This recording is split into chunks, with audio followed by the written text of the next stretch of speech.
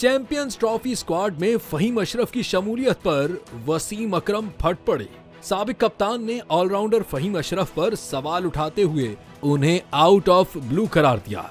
ICC champions trophy 2025 के Pakistani squad में फहीम अशरफ की सिलेक्शन पर वसीम अकरम फट पड़े। कौमी टीम के स्क्वाड के ऐलान के बाद पाकिस्तानी शायकीन क्रिकेट समेत साबिक खिलाड़ियों ने भी सवालात उठाना शुरू कर दिए हैं। वहीं पाकिस्तान क्रिकेट टीम के साबिक कप्तान वसीम अकरम ने ऑलराउंडर फहीम अशरफ पर सवाल उठाते हुए उन्हें आउट ऑफ ब्लू करार दे दिया। एक प्रेस कॉन्फ्रेंस के दौरान फहीम अशरफ की टीम में वापसी के सवाल पर वसीम अकरम ने कहा कि इब्तिदाई 20 मैचेस में इसकी बॉलिंग औसत 100 की है और बैटिंग औसत महज 9 की।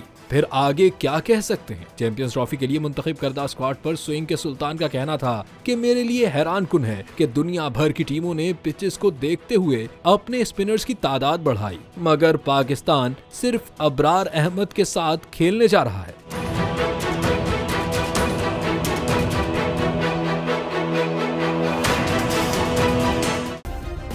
सब्सक्राइब करें और बेल दबाएं ताकि कोई खबर रह न जाए।